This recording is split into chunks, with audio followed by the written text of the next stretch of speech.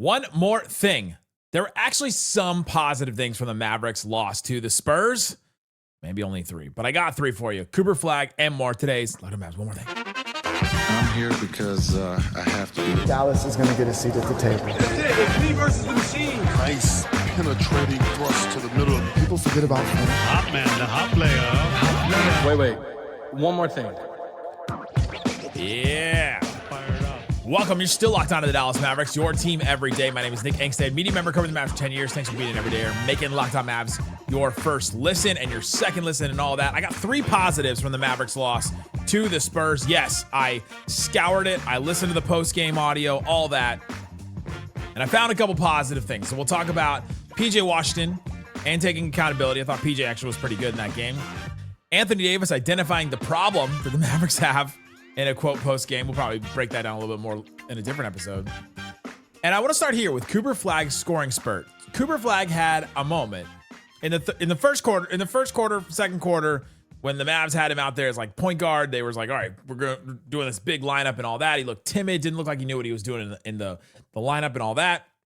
Then it looked like the third quarter, he probably got some coaching and probably got some, all right, you got to go get yours. Like, we're going to put you in some lineups where it's just like Brandon Williams, Jaden Hardy, Dwight Powell, Max Christie, and you. And you're like our offense. You're the one that's going to have to make this work. Like, it's going to have to work because of you. And so I think some of those gave him a little bit of confidence to like, all right, I got to go get mine. Also, Wembanyama wasn't on the floor for some of these. And that is notable because he wrecked everything the Mavericks did. And there are several times when I watched Cooper Flagg drive into the lane and be like, all right, I can't finish or I can't try anything because Wembanyama is 3 feet in front of me or like waiting to come over and help defense and all that. 4 plays that Cooper Flagg scored on. And I think they all show different aspects of his game. And I think they all are positives for the Mavericks because he's going to get more confident in all these things. Third quarter, 11:44, the opening play of the second half. PJ Washington starts with the ball. He drives with it across the half court line. And Cooper Flagg goes and sets a screen for Anthony Davis, gets a switch. Harrison Barnes then is now guarding Cooper Flagg instead of Stephon Castle. Castle gave Cooper Flagg some fits for sure. He's going to struggle with some of these guys that, are small, quick, really good hands, all that kind of stuff. A lot of guys struggle with it, but we'll see how Cooper Flagg learns and grows from this experience. Harrison Barnes is on him. Lively has the ball, dribble handoff where he hands off the ball to Cooper Flagg. Cooper Flagg runs around Lively. Lively sets a screen. And Harrison Barnes goes under the screen. Cooper Flagg recognizes it right away, rises up for a 17-footer because Victor Wembanyama didn't come up and help quick enough on there, and Harrison Barnes went under the screen. The switch didn't happen quick enough. Cooper Flagg recognized it, boom, hit a jumper. That he can take advantage of that is massive for defenses. They're going to have to respect that at some point, and that's going to be really good for him because then they're going to go over the screen, and there's a couple plays where a player went over the screen that I'll talk about that he took advantage of it there. That's the first play. Second one, third quarter, about 2:46 left. This was like 3 in a row, and then a foul he got. There was just like his little spurt that actually happened. Cooper Flagg pushes the ball in transition. He drives to a spot. He posts up. He bumps the defender, gets some contact, rises up, and a little touch on his floater with contact. Just a really, really good touch like play in the paint. If he's going to have smaller guys on him, this is stuff he's going to have to be able to do, is to drive to a spot, post up, take advantage of your size, rise up over a guy, throw a floater up, and that showed really great touch. That's a shot like not a lot of guys can do because you need to have a certain kind of touch there. PJ has this shot. We'll talk about this in a second, but not many guys do. Then like the very next play, he gets a screen from Brandon Williams, then a dribble handoff from Dwight Powell. So Dwight Powell has the ball. Cooper Flagg comes and runs around him. Julian Champagnie goes over the screen. So he does respect the shot from Cooper Flagg. He goes over the screen. Then Cooper Flagg drives to a spot against Luke Cornett, who was the center. Wemby wasn't in the game at this point. And Cooper Flagg turns and then gives the one-legged fade. Gives the Dirk with the leg up and all that. That is a shot. If he can get that going, Mavs fans, you have seen what that shot can do. If he can get that shot going with his size, he can score thousands and thousands of points in the NBA on that shot alone, because it's really hard to guard. It's hard for anybody to contest that shot or anything like that. I love that one. I thought that was a really good one. Last shot. Minute 3 left in the third quarter.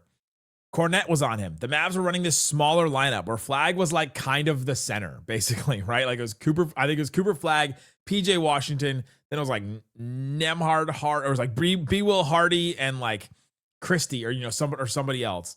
And you're just like, what is this lineup? The kid was trying all kinds of different things in this game to try and juice the offense in any way he could. But this one, Cornette was on him because Cooper Flagg was essentially the center. Flagg was in the left corner. And all of a sudden, Cooper Flagg gets the ball. He realizes this, takes a jab step, drives baseline. He stops, pump fake. Keldon Johnson had come over to help, and he bites on the pump fake, and Cooper Flagg has this up and under move with touch around the basket. The stuff around the basket is stuff that he's going to have to do, and he's going to have to be able to take advantage of centers in the same way he has to take advantage of smaller players earlier when he got the bump and the floater. He's going to have to take advantage of bigger players too, like a Luke Cornette, where he's guarding him out in the perimeter. I've got to be able to take one jab step, drive baseline, take advantage, finish around the help defender. That's what he got there. I thought those 3 plays especially, and then the pull-up jumper earlier in that third quarter, but those 3 plays in a row were massive because it shows the type of player that Cooper Flagg can be. It shows the type of scorer he can be, and he's just got to keep building the confidence and getting better and better at that. I think that's something that we'll see. I don't think that that's going to be the best Cooper Flagg game that we've seen this season. Like, call me a super uber optimist and call me a Mavs homer and say that I'm Nico Harrison's pocket. But I think we're going to see more of that, the more confidence we see from Cooper Flagg. And I think that's something that I'm going to take away from this game and say that's a positive, that we saw this little scoring spurt from Cooper Flagg.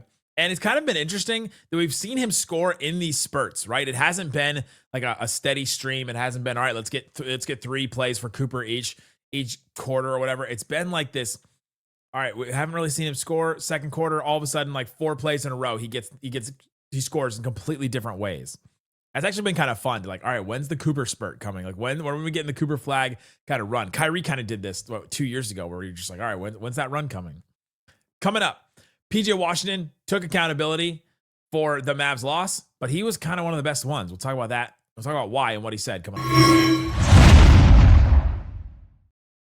Today's episode of Locked On Mavs brought to you by Mint Mobile. If you're somebody that is sick of your wireless bill, just charging you way too much, and like, all right, I'm just sick of this bill coming in every single month, you're ready to say no to them and say no to so many other things with Mint Mobile. That's their favorite word is no. No contracts, no monthly bills, no overages, no hidden fees, no BS. You can say yes to switching and getting premium wireless for just $15 a month. They make it simple. They're on the nation's largest 5G network, unlimited talk and text. You can even bring your own phone over and keep your same number and contacts, which is awesome. Ready to say yes to saying no? Make the switch to mintmobile.com/LockedOnNBA. That's mintmobile.com/LockedOnNBA. Upfront payment of $45 required, equivalent to $15 a month. Limited time new customer offer for 3 months only. Speeds may slow up to 35 gigabytes on unlimited plan. Taxes and extra fees required. See Mint for details. We're also brought to you by Rugiet. Rugiet, when you've maybe got an offense that needs a little more juice, a little more extra stuff. Let's be real. Making excuses doesn't solve anything. We've all heard them before. It's just stress. I'm tired. We don't have any 3-point shooters. It happens to everyone sometimes. But when it comes to performance, sometimes your body needs just a little extra support. Josh Lloyd used to be a pharmacist. He swears by these. He's like, everybody should be doing these. Rugiet.com offers fast-acting doctor-prescribed treatments for ED designed to help you stop making excuses and start making moves where it counts. Visit Rugiet, RUGIET.com/LockedOnNBA to get 15% off your first order. RUGIET, Rugiet.com/LockedOnNBA. Don't forget to use that code. It's LockedOnNBA, all one word, LockedOnNBA, to get 15% off your first order. Rugiet, stop making excuses. Start making moves. Shut it down! Let's go home!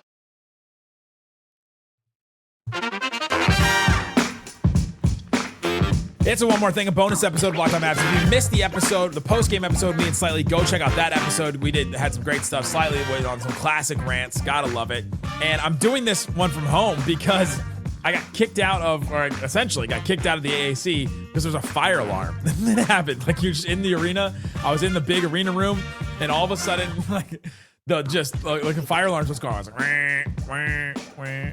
It was wild. I have seen that before, but I had never seen anybody like I'd never seen them exit the building, like everybody just leave. And so all the workers that were in there changing the court over from the basketball court to the hockey arena, like all left. I was like the only one left in there. they ended up saying that it was cleared. So I did leave Jared Weiss of The Athletic in there. And I was like, man, what if there was an actual emergency? And I just left him there by himself. All right. PJ Washington, I thought, was one thing that was really good about this game. He had 17 points. In this one, I think he had, 5 rebounds. He struggled with some foul trouble early. And so he only played 2 minutes in that first quarter. And he had 17 points, second most on the Mavericks. He shot 7 of 11, which is awesome. Hit 2 threes. Mavericks only hit 9 threes total. He hit 2 of them. And so that was good for him as well. But after the game, he was asked, what are some positives to take away? And unlike me, he couldn't come up with any because he said this, well, we weren't good at anything. So obviously we have a lot of room to grow. We'll be better. I love PJ. PJ has now taken the role of remember how Dorian would say things like this, where he's like, no, we just sucked. We've got to be better. All across the board, we're not good. We've got to be better. And I think that's great to see PJ Washington taking accountability in this way, especially since he had a good game. You can be he could have just said oh, I thought we got to some of our spots good. I thought we created some shots here and there. He just was no, we lose and it's not good. That's it. Doesn't matter that I hit 7 shots, the most on the team outside of Anthony Davis. It doesn't matter that I scored 17 points, more than anybody else but AD. 17 points on 11 shots, that was good. It doesn't matter about that. It doesn't matter that I was able to play a bunch of minutes in the second half, even though I had foul trouble. He did, though. I do want to go through some of his scoring because this is some stuff from PJ Washington. I don't think we've seen that much. And PJ Washington, to me, looked like the third best player on the Mavericks, maybe even the second best player on the Mavericks through preseason. And if he's doing stuff like this, he is going to be the second best player on the Mavericks, obviously with Kyrie out, but he's the second best active player on the Mavericks. He had, in the first quarter, he had a transition bump and score where he just threw, it was either Castle or Vassell, just bumped him into next week in transition and got the score right there in transition. Then in the second quarter, he had a pull-up jumper where Wemby was where Wemby didn't come up and guard him, didn't close out on him. And he was all right, you're going to give me all this space. I'm just going to take this pull-up 2-point jumper. I have not seen PJ Washington take pull-up jumpers like that very often.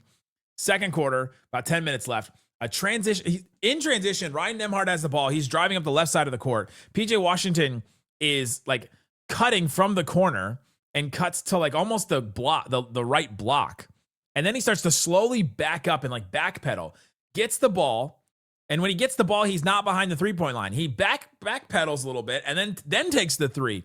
That is something you see from star players where there's movement and you're not set. And usually we see these role players like PJ Washington, you see them take these set shots where, all right, wherever you are, you're just going to take that shot because you don't want to do any movement. You don't want to take a step back. You don't want to do that. And it wasn't a step back 3, but he was backpedaling and then stopped and then got the shot up.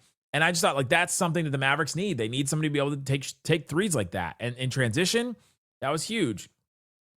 The 4-minute mark in the second quarter, another spot up 3. That was just a catch and shoot 3. But again, another 3 went down. It looked really good. Looked confident. Great. Then he had a drive into a floater. The Mavs are going to need guys that can drive and do stuff. We didn't see a lot from Naji Marshall in this one. Ryan Nembhard got a couple of things going. I didn't see D'Angelo Russell really drive that much. Flagg had a couple of drives. That was it. But the Mavs weren't driving because of Wembanyama. They need somebody that's going to be able to do that in the offense later.